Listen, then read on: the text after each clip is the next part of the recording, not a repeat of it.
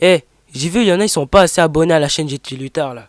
Tu sais quoi, mec, tu vas sur la chaîne GT Luttard, tu tapes ça sur Google, et ensuite, ce que tu fais, c'est que tu t'abonnes et tu mets la cloche.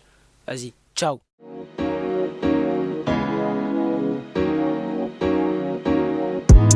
Credit card that I max my cars out. Ayy, spend my last on Mary Jane, got me on Mars now. Ayy, smoking gas with him, gas up in my car now. Ayy, going crazy and still got stupid bars. Wow, looking for a job like. Les amis, j'étais Luttard en personne. Aujourd'hui, on se retrouve dans cette nouvelle vidéo. Là, je vais parler de la solitude. La solitude, qu'est-ce que c'est? Je vais revenir avec mon parcours. La solitude, c'est d'être seul. Moi, je le définis comme ça, d'être seul. Parfois, la solitude, on l'a choisie. Parfois aussi, elle est subie aussi. Par rapport au parcours de notre vie, la solitude, en soi, c'est pas quelque chose de mauvais en soi. On est seul, donc on a beaucoup de choses quand on est seul et on réfléchit à des objectifs à réaliser maintenant pour un meilleur avenir, pour un meilleur plus tard, un meilleur avenir. C'est une bonne chose d'être seul. Après, il y a d'autres contextes de la solitude où elle est mauvaise. Donc, la solitude. Je vais vous raconter mon passé. Moi, j'ai pas été brillant à l'école. Je suis pas quelqu'un qui est très brillant à l'école. Et là, je vais raconter mon parcours de brevet technicien supérieur en instant manager. Là, ça va être pour moi, j'étais quelqu'un qui n'avait pas confiance, j'avais pas confiance en moi, j'avais pas d'estime de moi-même, ni d'affirmation moi-même. Donc, j'avais la peur permanente, et la peur de lendemain. Et j'avais aussi la peur de l'échec général, la peur d'échouer, peur d'être rejeté par une personne, par exemple. Pas forcément une personne, mais je veux dire, être rejeté, c'est par une femme, par exemple. Cette peur-là. Et pour revenir à mes études, j'ai passé mon examen de brevet technicien supérieur en instant manager et je l'ai fait là. J'aurais aimé le repasser, mais sauf qu'à l'époque, l'éducation nationale avait fait une réforme d'un nouveau BTS. D'assistant manager, s'appelait BTS Action Managériale. Pour moi, c'était mort. Je ne voyais pas refaire une année d'action managériale, notamment que le programme avait complètement changé et que j'ai risqué d'être paumé BLD. Donc je comprends très vite qu'il fallait refaire un autre BTS plus tard. Il fallait refaire un autre BTS. J'ai retenté, pour moi ça me plaisait pas, donc j'ai arrêté. Il y a période là où je vais parler de la solitude, c'est quand je suis inscrit pour la première fois à Pôle emploi. Quand tu es au chômage, c'est là, c'est intéressant, c'est là où la solitude elle va vous frapper de plein fouet. Et je me suis inscrit à Pôle emploi, j'ai fait presque 2 ans et durant ce temps, la première année, j'ai fait plutôt une belle année sabbatique pour dire. Et mais je me suis rendu compte à un moment donné que j'étais de plus en plus seul. Mon rythme quotidien il consistait à me lever le matin, j'allais à la salle de muscu et le soir j'allais à l'entraînement de taekwondo. Le lendemain, j'étais à la salle de muscu, j'emmenais un membre de ma famille au travail, etc. Je faisais le chauffeur. Jusqu'à présent, je fais le chauffeur. Le lendemain, pareil. Je me réveille le matin, je vais à la salle de muscu. Le soir, entraînement. Et ça se répétait. Ça se répétait. Pendant tout ce temps-là, j'étais de plus en plus seul. De plus en plus seul. Toujours le même rythme et seul. Et du coup, il y avait un petit moment, à part un petit peu la salle de muscu où j'ai eu les contacts avec les autres et chez moi et le club de sport que je faisais, il y avait vraiment un grand vide. J'étais vraiment seul. J'étais confronté moi-même à être seul. J'avais le sport pour compenser. Je m'appuyais beaucoup sur le sport, pas être en dépression, ou être sur le déclin. Et c'est des moments où quand tu es seul, que t'as pas confiance en toi, pas bien, t'es malheureux, puis toi t'aimes pas ce que tu fais et que t'as la solitude qui frappe en plein fouet, ben c'est très douloureux, très très douloureux. La solitude, c'est une bonne chose quand il faut savoir se remettre en question, mais pour se remettre en question, on pouvait pas le faire tout seul. Pour ça, je vois des vidéos, par exemple, d'autres vidéos sur YouTube, ils vous disent mais il faut se remettre en question. Comment se remettre en question?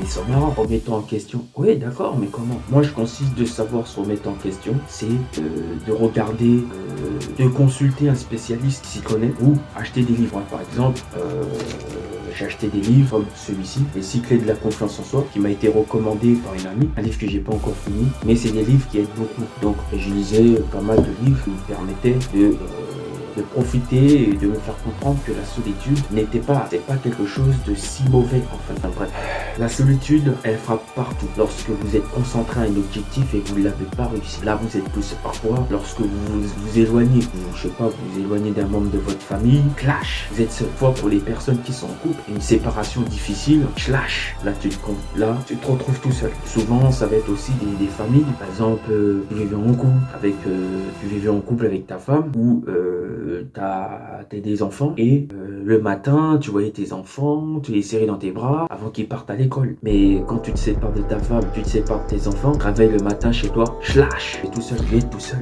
comme là, je suis tout seul. Et le lendemain passe, deuxième jour ça passe, première semaine ça passe, deuxième ça passe, troisième semaine ça passe, la quatrième ça passe. Puis là, la tristesse arrive. Tu es pas bien, tu es malheureux, et là tu te rends compte que là tu es vraiment seul. Et donc par conséquent, comme tu n'étais pas confronté à faire face à la solitude, et c'est comme si tu es tombé dans l'eau et tu es en train de te noyer, mais tu ne sais pas comment t'en sortir. Et là tu paniques, et plus tu paniques, plus tu plonges émotionnellement. Tu paniques, t'as peur, tu plonges.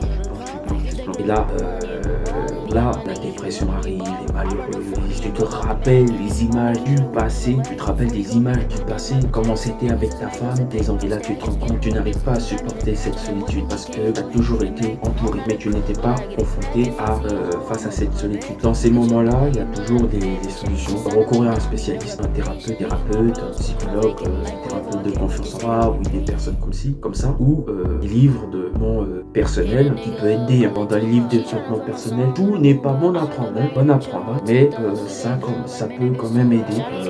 Beaucoup de livres de développement personnel, ça peut aider et à se remettre en question. Le moment de la solitude, il faut profiter de se remettre en question, de tout se remettre en question. Se remettre en question, ça veut dire beaucoup de choses. Reconnaître ses erreurs, reconnaître qu'on a été méchant avec les gens, reconnaître que les gens ont été méchants avec vous, mais reconnaissez le comportement que vous avez vis-à-vis d'eux. Se remettre en question, c'est ressortir tout ce que vous aimez pas. Par exemple, ça peut être travailler le matin et vous faites un job que vous aimez pas. Là, si vous le reconnaissez, c'est déjà une bonne reconnaître aussi pas mal de choses, c'est reconnaître pas mal de choses. Lorsque vous êtes triste, reconnaissez-le. Lorsque vous êtes faible, connaissez-le. C'est ça le travail du développement personnel. Après, il y a plusieurs types de développement. Il y a la confiance en soi, il y a toutes ces choses-là.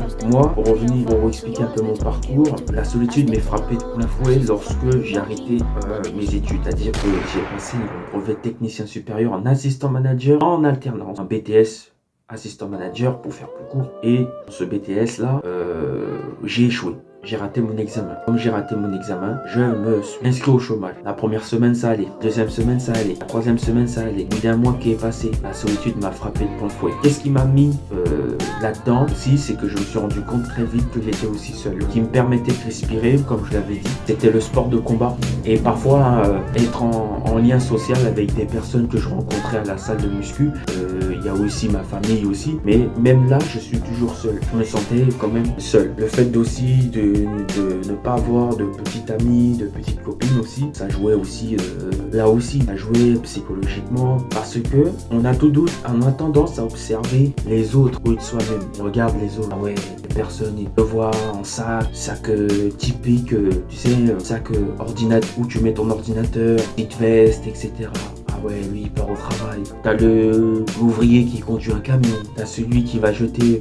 T'as celui qui nettoie les routes, t'as celui qui travaille ou celui ou celle qui travaille dans les bureaux, t'as celle aussi qui est chef d'entreprise, et toi quand tu vois tout ça, là toi tu te regardes, tu te dis mais je fous quoi, je suis là, je suis tout seul, personne d'autre, tout le monde travaille, toi tu travailles pas. C'est à ce moment-là, le stress, la pression, la pression, parce qu'il y a aussi une histoire de pression sociale aussi, le stress, la pression et la dépression arrive en fait. Et le problème de tout ça, c'est par rapport aux autres, par rapport à ce qu'on voit par rapport aux autres et pas par rapport à nous. Parce que nous vivons la société française, je parle de la société française, je ne vais pas parler des autres sociétés des autres pays, parce que je ne sais pas comment ça fonctionne. La société française, depuis très très longtemps, au niveau éducation familiale, parentale, et même scolaire, on nous a conditionnés à être ce qu'on n'est pas, ce qu'on ne doit pas devenir. C'est-à-dire que, comment je pourrais l'expliquer? Je prends ma petite gorgée, je suis en direct tout seul dans une chambre d'hôtel à Luxembourg les amis. Je voyage seul, solitaire, je suis là, tout seul. Regarde, tu vois le déco, personne, que moi. Quand je sors tout seul dehors, moi, il n'y a que moi, tout seul, je suis pas j'ai pas de petite amie, j'ai personne. Je suis un homme solitaire. Et quand j'ai appris à vivre avec, à aimer avec, mais il y a une autre différence, c'est que j'ai des activités et c'est ce qui fait que j'ai du lien social avec les gens. Déjà, j'ai mon travail qui fait que j'ai du lien social avec les gens. J'ai ma salle de sport qui fait que j'ai du lien social et je fais un sport de combat où j'ai des liens avec des gens. Donc c'est ce qui fait que je suis bien. Mais auparavant, à l'époque, c'était pas trop comme ça. C'était pas trop comme ça. Donc moi, j'avais mes études qui fait que j'avais des liens sociaux. J'avais mon travail, je faisais des études en alternance, donc je travaillais dans un collège. J'avais des liens internes avec l'entreprise, mais je n'avais pas vraiment de lien. Mais j'étais quand même confronté à une espèce de solitude, confronté à être seul. Confronté à être seul. Je disais tout à l'heure que le système parental et scolaire nous a conditionnés à ne pas devenir ce qu'on est. C'est-à-dire qu'on va développer des émotions plus tard, à réaliser des choses qu'on n'aime pas faire. Parce qu'on nous fixe, on nous cadre. L'école, nous adaptons au cerveau de l'école. C'est-à-dire que, par exemple, si vous avez des mauvaises notes, ça veut dire et que vous souhaitez devenir ingénieur et vous avez le pouvoir de devenir ingénieur, vous le rêvez dans votre tête, vous projetez à devenir ingénieur et vous travaillez pour le devenir, mais vous n'avez pas les résultats écrits scolaires, ça veut dire que vous ne serez pas un ingénieur. Par conséquent, il faut vous orienter dans une autre filière spécifique. Et quand vous écoutez, vous passez parfois à côté de ce que vous aimez faire. Et donc par conséquent, vous faites un autre métier, Certaines personnes aussi, c'est le cas. Ils ont des ambitions à devenir médecin. Auraient aimé devenir médecin. Après, il y a une autre explication. Ils auraient aimé, mais je reste dans le contexte de réaliser ce qu'on aime faire. Et comme quoi, dans notre société, et nos parents aussi, ils nous aident à détourner malheureusement à ne pas réaliser ce qu'on aime faire. Par conséquent, on fait des choses parfois qui nous plaisent pas. Et ça se ressent. Et tout ça aussi, ça joue. Et tu es malheureux, tu es triste, tu es énervé, comme j'ai l'habitude de le voir à Paris. Tu marches vite sans aucune raison. Le bus est à 10 minutes, toi tu vas marcher vite, il n'y a pas de raison.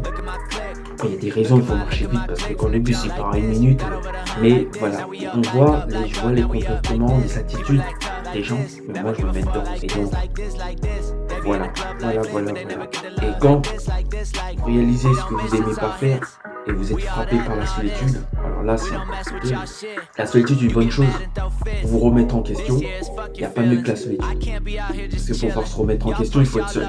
On n'a pas besoin de l'aide d'autrui, il faut se construire. Ensuite, quand on a fini, il faut sortir de sa zone de confort. Et là, c'est comment? En faisant des petites actions de rien du tout. Pour certaines personnes, l'étude, c'est par exemple faire des petites actions, faire du bénévolat. Et ça, c'est des petites actions comme ça, du bénévolat, aider les plus démunis. Et donc là, déjà, le fait que vous avez commencé ça, vous sortez petit à petit de la solitude. Parce que vous allez rencontrer d'autres personnes. Ou d'autres, c'est faire un petit sport, par exemple. Faire un sport, faites du foot. Et vous allez faire du foot et vous allez rencontrer des gens. Et donc là, petit à petit, vous sortez de la solitude. Pour d'autres personnes, c'est, je sais pas, pour d'autres personnes, c'est, comment dirais-je, pour d'autres personnes, c'est, comme je dis, faire des actions, des activités, des petites actions. Pour d'autres personnes, c'est aller au musée, et puis discuter, par exemple, avec des gens de l'accueil, par exemple. Là, petit à petit, on sort de la solitude, vous voyez. Et donc, cette vidéo, si toi aussi tu traverses la solitude, ne sois pas malheureux, ne sois pas triste, ne sois pas en dépression. Si tu frappes la solitude, c'est peut-être une bonne chose pour toi pour que tu puisses te remettre en question. Mais pour te remettre en question, c'est bien de te faire aider par des spécialistes. Regarder,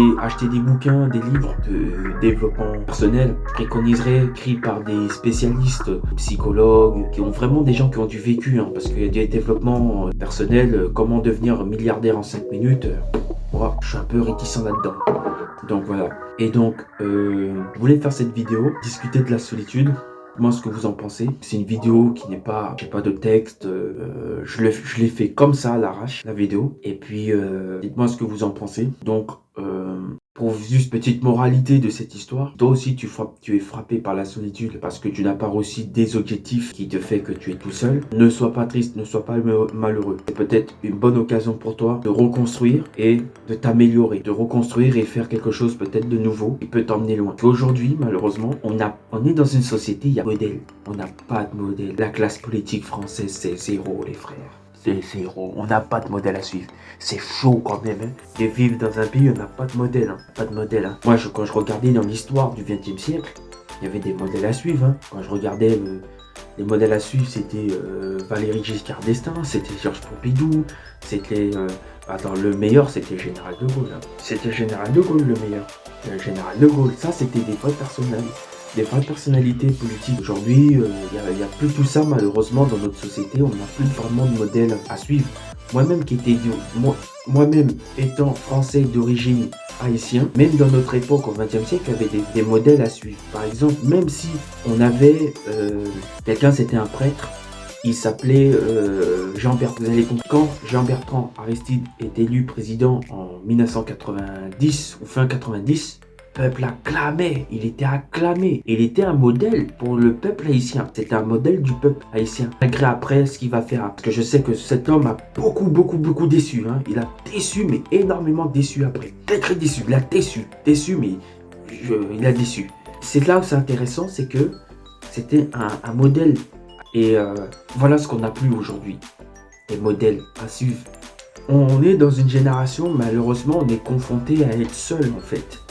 On est tout seul. Si je parle du cas de la France, il n'y a pas de modèle, il n'y a plus de modèle masculin. Et tu es confronté seul face à toi-même. Tes parents ne sont pas des modèles parfois à suivre, peut-être d'autres aussi. Tes amis anciens du quartier ou les anciens ne sont pas forcément des modèles. Et t'as pas vraiment, y a pas, c'est pas cette étincelle ou enfin bref. Donc pour en venir, ne sois pas malheureux, ne sois pas triste et que c'est une bonne chose. C'est peut-être une bonne chose, c'est une bonne occasion pour toi de t'en sortir. Mais il est vrai d'être aidé par des gens, des spécialistes ou du développement personnel qui est très répandu maintenant. Le développement personnel, c'est monté d'une puissance de malade qui est très répandu, le développement personnel, parce qu'aujourd'hui nous n'avons plus de modèle à qui à suivre et le développement personnel c'est le top du top quoi. Donc si tu as kiffé cette vidéo, tu mets un pouce bleu, n'hésite pas à écrire un commentaire, ayez un esprit critique aussi, ne soyez pas d'accord aussi avec ce que je dis, tout argument vous pouvez le contester et voilà, on en discute, ça serait plutôt sympa de discuter avec d'autres personnes, d'en parler. Moi-même là je fais cette vidéo, voilà, je dis ça mais j'ai pas vraiment connaissance de ouf, mais la solitude elle touche tout le monde et toutes les catégories sales. En France, c'est les personnes plus âgées, la cinquantaine, soixantaine, 70 ans, où ils sont frappés de plein fouet. Même chez nous, l'âge de la génération de la vingtaine, notre génération avant la vingtaine. Donc voilà. J'espère que tu as apprécié la vidéo et on se retrouve pour une prochaine vidéo où je raconterai mon parcours dans le sport de combat et vous allez voir, ça va être intéressant. J'étais lutteur, força, hey.